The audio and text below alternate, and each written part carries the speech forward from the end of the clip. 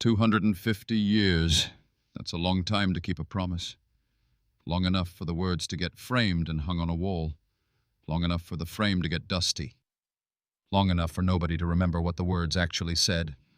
I walked a beat once where every night somebody new came in off a bus from Ohio or Georgia or Saskatchewan, yes, even Canada, with a suitcase and a dream, and the unshakable conviction that Broadway owed them something. It didn't. Broadway never owed anybody anything, but it let you believe it did. And sometimes that was enough to get you through till morning. America's the same way. 250 years of letting people believe. Some of them made it. A lot of them didn't. The ones who didn't are the ones nobody puts in the parade. Lieutenant Jimmy Hunt made it back from the Pacific. Technically. This is old-time radio news, where the theater of the mind is still alive and well. Let's head back to 1973 and CKIQ News in Kelowna. Washington has confirmed that the last American combat troops have now left South Vietnam. A homecoming, officials say, that the nation intends to mark with quiet dignity. On a lighter note, reports from the Osoyoos border crossing indicate that American traffic into the southern Okanagan is up nearly 40% this long weekend, with Highway 97 seeing its heaviest July 4th volume in recent memory. District officials say the increase is welcome news for fruit stands and campgrounds from Osoyoos to Peachland, though several operators note they'd run short of cherries by Saturday afternoon. 40% more Americans? And they came here? Apparently, even freedom tastes better with Okanagan cherries, Suzy.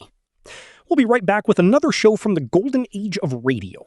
Tonight, it's Broadway is My Beat, the Lieutenant Jimmy Hunt murder case from 1950.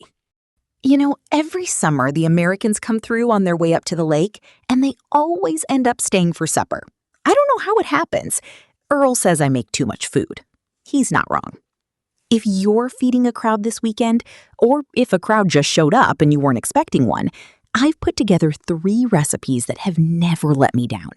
A fresh cherry cake, because the cherries are only here for a minute and you might as well use them. A cold mustard potato salad that gets better the longer it sits. And a lemonade icebox pie that doesn't need the oven and doesn't need much of anything, really, except a little patience. 3 recipes, $5. Norma's Kitchen. The link is in the description. You know your cousin Darlene's going to call tomorrow? Every 4th of July, like clockwork. She's not my cousin, Earl. She's your cousin, Bud's wife. Same thing. It is not the same thing. She'll want to tell us about the parade. She means well. I know she means well. I just don't need a full report on the parade. You'll talk to her for 20 minutes and you'll enjoy every bit of it. The pie was good. I'll make another one. Broadway's My Beat. From Times Square to Columbus Circle. The gaudiest, the most violent, the lonesomest mile in the world.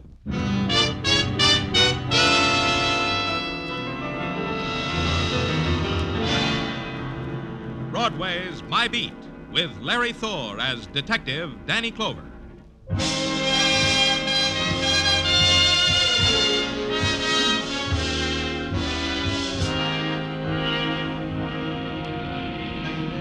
Broadway. It's a mob and a big voice that darts from doorways and screams in your face, then skirls off into the quiet streets. It's a panic in neon where misery and packaged pleasures are commodities, sometime on installments. It's a place that dares you. One way or another, it'll rock you to sleep. It's Broadway, My Beat.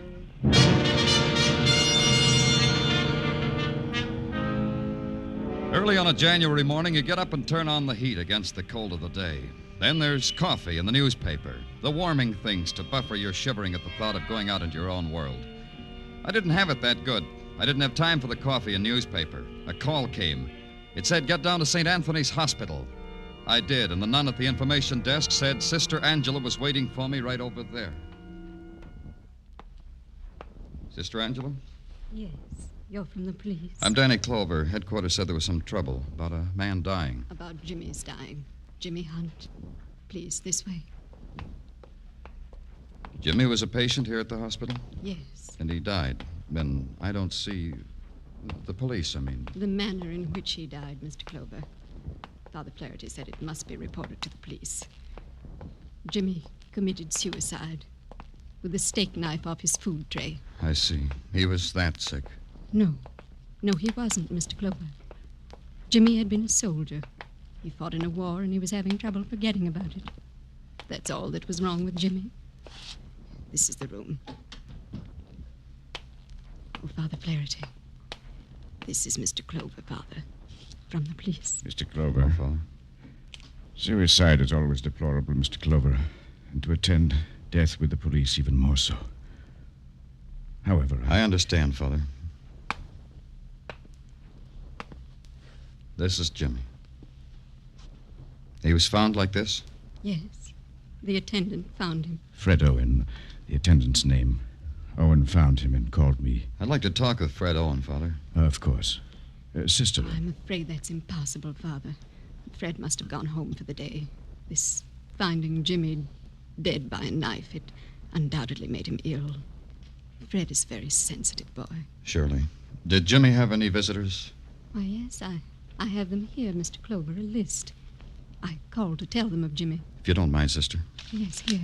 I don't understand. Routine, sister, simply to complete a file. Is that all, Mr. Clover? A few more things. I'll want the attendant's address. Of course. And a question.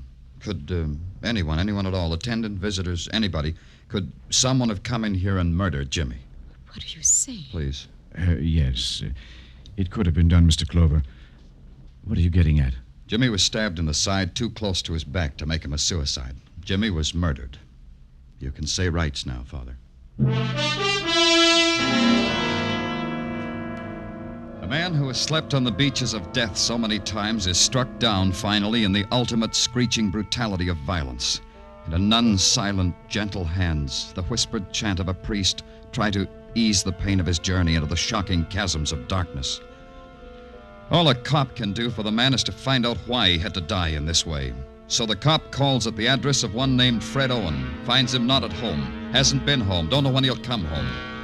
Then the cop sends out an all-points bulletin on one named Fred Owen. Then the cop calls on the first of a murdered man's visitors list. Who is it? It's Danny Clover of the police. You're here about Jimmy? Please come in. The girl was slender, her face delicate with an almost wistful expression. But it was her eyes, gray and soft, as if the color had been strained through gauze. Please sit here. Thank you. They called me from St. Anthony's. They told me about Jimmy, Mr. Clover. They told me. Then you're Virginia Scott. Yes. I'm glad you came to me, Mr. Clover, because I can tell you things about him no one else knew, not even the doctors. I understand why he killed himself. Shall I tell you why? Jimmy didn't commit suicide, Miss Scott. He was murdered. Who would do that to my poor lost Jimmy? Jimmy! Miss Scott. Jimmy was brave. He was kind and innocent. He was my child and my love. All he ever did wrong was to get lost. Will you help me find his murderer, Miss Scott? Yes. Who would kill him? Who kills Mr. Clover? Who searches out a wounded boy and kills him? Are there such people? How long have you known him? We met at a dance. His company was going overseas. I didn't know anyone there, but Jimmy asked me to dance, and I fell in love with him. He kept in touch with you? Every day. We wrote each other every day. Did he ever mention anyone in his letters, anyone who could... Who hated him? Who wanted to kill him? Yes, Mr. Clover. All the nameless ones who had to kill other nameless men. He was a soldier. Virginia, Don't try to find words, Mr. Clover. The words that heal pain. Are there such? You can do one thing for me, though. Anything? The letters I wrote Jimmy in the hospital, they were love letters. Every day I couldn't visit him, I wrote him one. May I have them? Letters? There weren't any. What? But they were all I could ever give Jimmy. I know he'd keep them. They have to be there. I'll find them, Virginia. I only ask this. I know you'll understand. Why didn't you marry Jimmy? Why? Why burden him with more? Didn't you notice, Mr. Clover? I'm blind.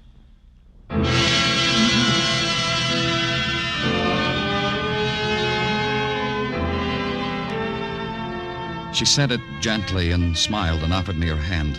Then I left. Then I found a crowd and walked into it and stuck with it. That way I could clutter my mind up with other faces. After a while, I put my hand in my pocket and took out a piece of paper. It had names on it and addresses. Under Virginia Scott's was a man's name, Mickey Bianco. The address was a pool room on 16th Street off 8th Avenue. Where do I find Mickey Bianco? You're in my way. Yeah, oh, sorry. Hey, nice shot. You should play for money. I'm Mickey Bianco, mister. You know Jimmy Hunt? You like that shot? I'm quivering with excitement. Where'd you know him from? The Army? Yeah, the Army. Where I picked up an 8-ball and parlayed it into a 2-table pool room. About Jimmy Hunt. I'm from the police. Huh? What about Jimmy Hunt? What do you want about him? Did you kill him? Oh, he dead? Dead, huh? Jimmy Hunt, dead. Lieutenant James Hunt, a civilian casualty. Hip, hip, hooray. Makes you patriotic. Yeah, like the Lieutenant Hunt taught me. Be patriotic. Point yourself forward at the enemy when you die, men, he said to us. And he meant it. You were in his outfit? Sure, his platoon. We were murdered being patriotic at Enowetok, but not the lieutenant. And not me either. Everybody else, but not us. Fortunes of war. Did you visit him at the hospital? It was my pleasure, believe me. Oh, don't pat me on the back for going to see my old lieutenant. You know why I went? I made him feel worse. I reminded him about what he did to his platoon, and that'd make him pull his knees up to his chest. I like to watch. Yeah. Did you see any letters just lying around the room? Letters addressed to Jimmy when you visited him? Letters? What letters? But that other question, did I kill Jimmy? You know, I should have thought of doing it, but I didn't. Hand me the chalk, policeman. The shaded lamp that hung over the pool table gouged a cone of saffron light out of the shadows.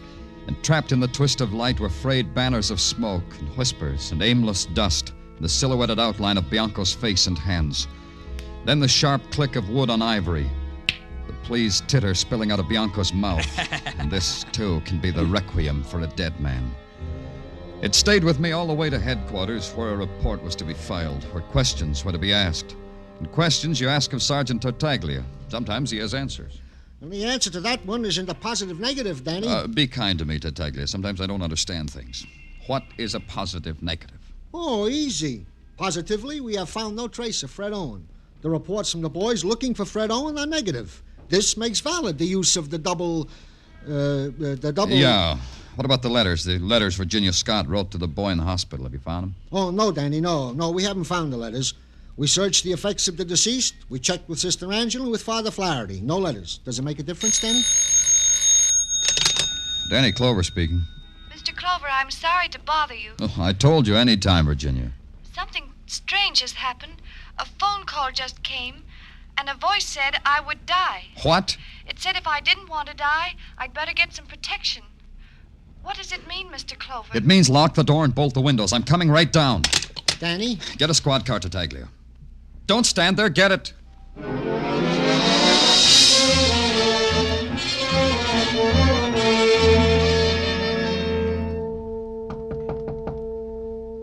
It's me, Virginia. Open the door. You came so quickly, Mr. Clover. Has anyone... No, there's been no one. I've just been sitting here listening to the sounds of the street. You know, Mr. Clover, when night falls, it has a sound. Shall I turn on the light? No. Is there any other entrance to this apartment? Yes, the kitchen. It has a door opens onto the hallway. Is it locked? Yes, you told me, Mr. Clover. I'll unlock it. What? It'll be all right, Virginia.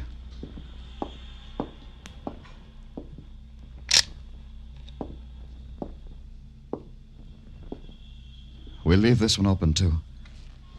Where were you sitting? Over here near the window. Sit there now. I'll stand over here. Why would anyone want to kill me, Mr. Clover? I don't know. Maybe because you're all that's left of Jimmy. If they want to kill me, why did they tell me to get protection? It doesn't seem logical, does it? Maybe it's not. Shh. I hear someone, Mr. Clover. Don't move. Mr. Clover? He's heading for the fire escape at the back, Mr. Clover. I can tell by the sound. You'll have to come with me, Virginia. I can't leave you here. Just hold my hand. There he is, down at the bottom of the fire escape.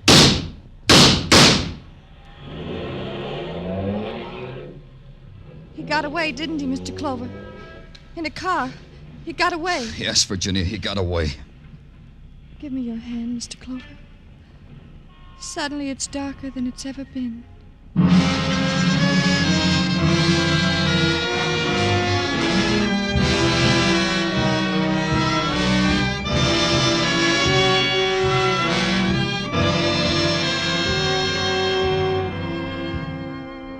You are listening to Broadway's My Beat, written by Morton Fine and David Friedkin, and starring Larry Thor as Detective Danny Clover. CBS invites you to hear Senator Brian McMahon on the Capitol Cloakroom over most of these same CBS stations later tonight. Senator McMahon is chairman of the Joint Congressional Committee on Atomic Energy, and when he is interviewed tonight by CBS newsmen Eric Severide, Bill Shadell, and Griffin Bancroft, this will be the first detailed discussion of the hydrogen bomb and its implications by a high government official since President Truman's historic announcement earlier this week. That's CBS Capitol Cloakroom later tonight.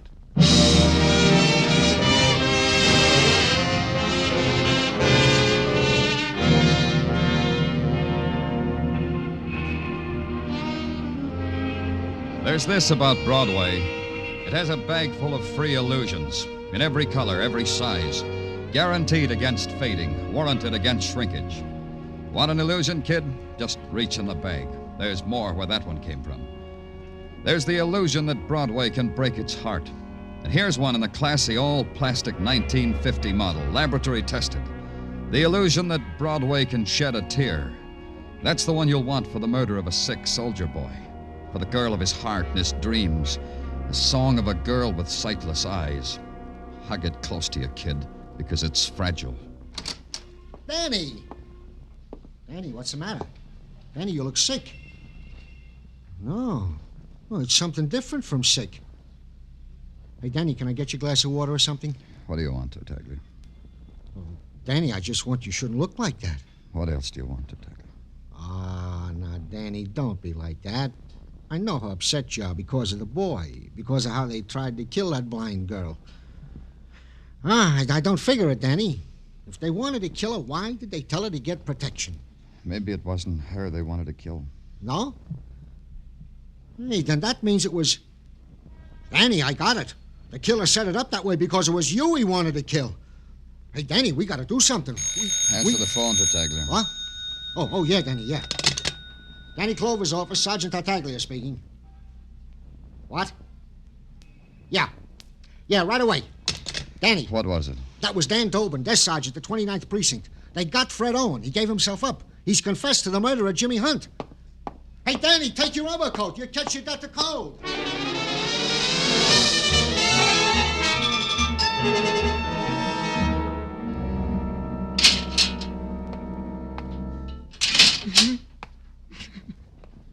Fred Owen? You killed a man, huh, Owen? You killed Jimmy Hunt. Why? Killed him. Tell me about it. That's why you came here, wasn't it? You want to tell someone about it? Tell me. I'm Danny Clover. I'm a policeman. I'll tell you. You're a policeman. You'll make me suffer for what I did to Jimmy. I killed him, and I've got to suffer for it. I've got to feel what Jimmy felt. Take it easy, Owen. Just tell me how you did it. With the knife? With a knife. Go ahead. Mr. Clover, did it hurt him much? I don't think so. I cut up his food for him so he could feed himself, so he wouldn't have to use a knife. The doctor always warned me not to let Jimmy use a knife. You see, the doctor was afraid that Jimmy would do what he did to her. Huh? What did he do, Owen? I was feeding him, and then I suddenly remembered something I had to do.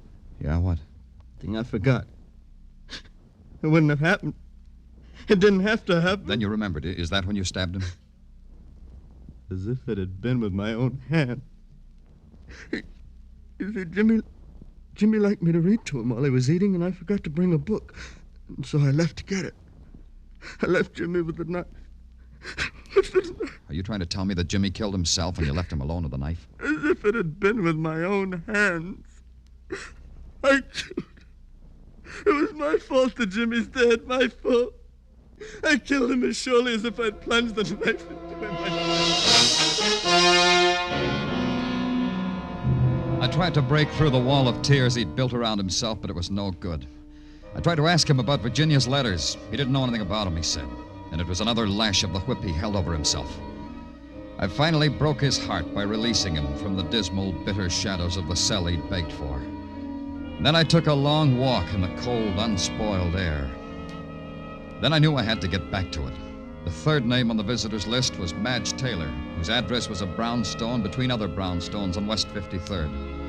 I climbed the steps that led to its doors with the cracked stained glass. Hey, man, looking for someone? Yeah, Madge Taylor. Is she here? Come in, man. Well, come in. You want me to freeze? You're Madge Taylor? Yeah, right in there. What the old battle axe that runs this flat don't know won't hurt her. Anyway, it's cuddlier with the door closed, huh, man? Such a nasty draft in that hallway. Madge, I'm Danny Clover, the police. Huh? Let's have a drink on it, shall we, Danny? They told me you visited a man in the hospital. A man named Jimmy Hunt. Friend of yours? It's funny what I said? It kills me. I thought you were... All you want to know is, did I murder Jimmy Hunt?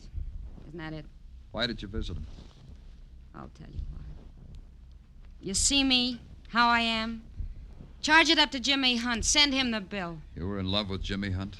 The lieutenant? The wonder boy with the loose marbles? Are you kidding? I never saw him in my life till I found out he was brain sick in that hospital. I'll draw you a diagram. I was in love once with a kid, a soldier kid, my husband. Lieutenant Jimmy Hunt killed him. Killed me, too, at the same time. Because the lieutenant thought it was dandy. Kids should be killed. This the lieutenant liked. You still want to know why I visited him? No, Madge. I've heard it once. When you saw him, did he have any letters? How would I know? All I care about Jimmy Hunt was that he should die. Slow, a long time dying. Yeah. Stick around, Madge. Don't go away. You out of your mind? I love it here. I never had it so good. It's a free ride on a roller coaster, man.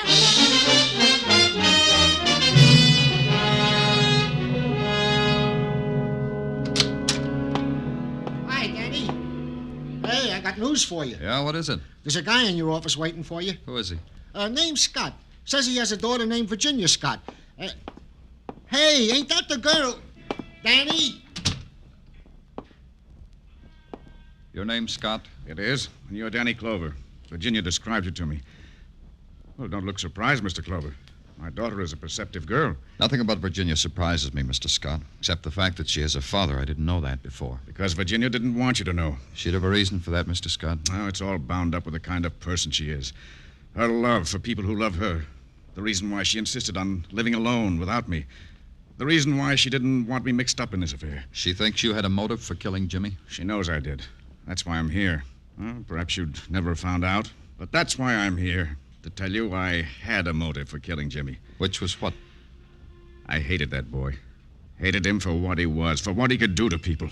His arrogance, his snobbishness, the play acting he did to cover his cowardice. By his very existence, Jimmy Hunt was a liar. Mostly you resented his making love to your daughter. Yes. My daughter is blind. Whatever she can do on her own, sew, cook, turn on lights, dial a telephone. It doesn't alter the fact. Virginia is blind. It's her burden. She didn't deserve another awful one like Jimmy Hunt. A sick boy who willed himself sick. Virginia knew you felt this way? She knew I was prepared to kill Jimmy that very day. But you didn't. Is that what you're telling me? That very day, I went to the ward to kill him. That's what was on my mind to do. But an attendant saw me, asked me my business there.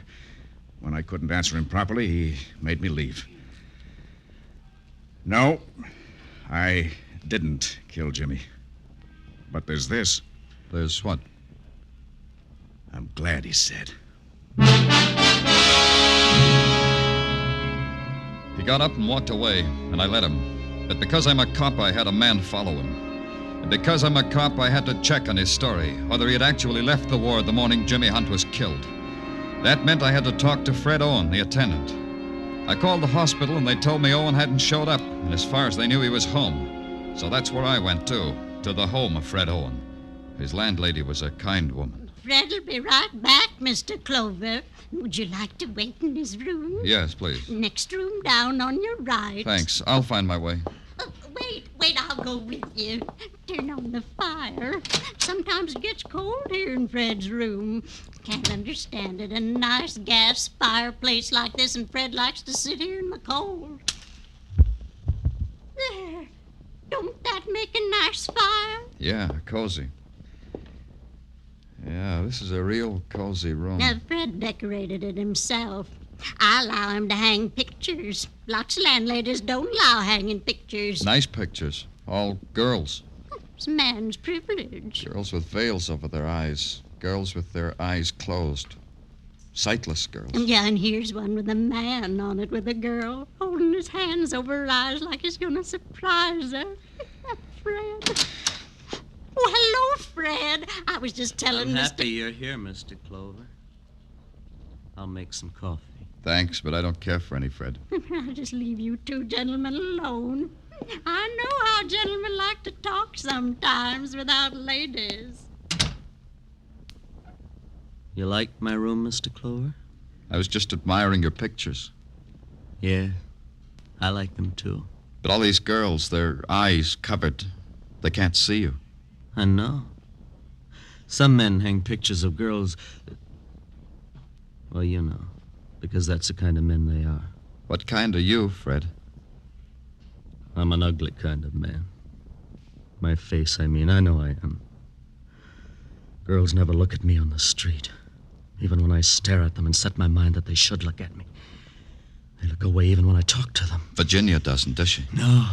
Oh, no. When she comes to the hospital and I say good morning to her, she smiles and talks right to me. When she doesn't come to the hospital, she writes you, doesn't she, Fred? Oh, yes, of course she does, because she loves me. Maybe you don't believe that, Mr. Clover. But I'll show you. Here. This'll show you that she loves me. Her letters to me. Go ahead, take one of them out of the envelope and read it. I'm not ashamed of our love. Yeah. She loves you all right, Fred. But look at this. Yeah? You've crossed Jimmy's name out wherever it's mentioned and written in your own.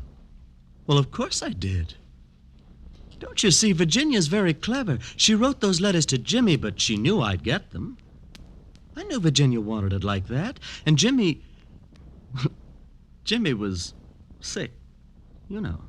He thought Virginia really meant them for him. So you stabbed him. You really did kill him, didn't you? Oh, I had to. He was getting worse and worse about Virginia all the time. Why didn't you tell me that when I talked to you in the cell, Fred? Because I'm clever, too. Yes, you are. That was a clever trap you set for me in Virginia's apartment. No, you're wrong. I wasn't clever then. You got away. Put down that knife, Fred. It won't hurt, Mr. Clover. It didn't hurt Jimmy. You said it didn't. Now give me my letters. I don't want blood on Virginia's letters. Here are your letters, Fred. The letters! You threw them in the fire! The letters! Oh, they're burning! Help me! Help me get my letters, will you? I can't touch them! Help me, please! Help me, will you? Fred, only you need this first.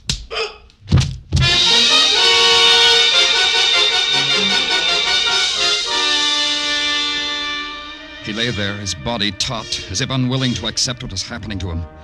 His mouth hung open in disbelief, and the spasm in his fingertips groped for the fireplace and the ashes of his letters. But the complete rejection was in his eyes, open and staring at me, empty of passion, of insanity even, cold and empty, his eyes staring and sightless.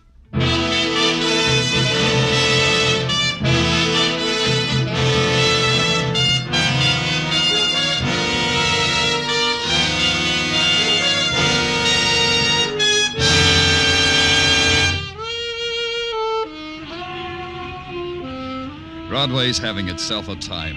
It's cocky, and it's needling people to step over the line. It's making a big muscle and daring the nighttime. And before it's over, it'll gouge chunks out of itself and laugh at its own agony. It's Broadway, the gaudiest, the most violent, the lonesomest mile in the world. Broadway, my beat.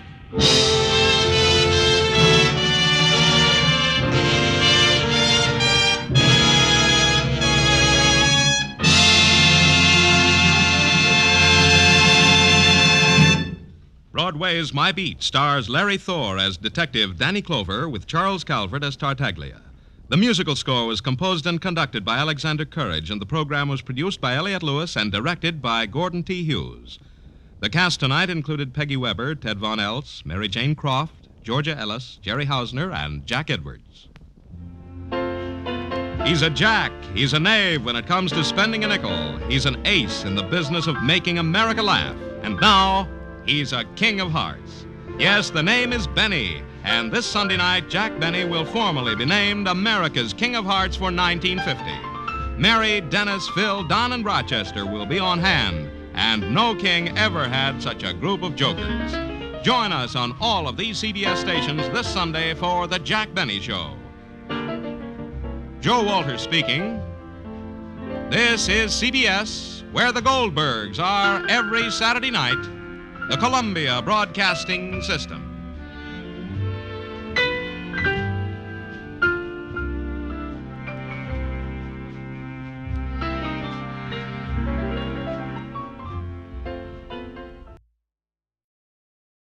Earl fell asleep before the second act.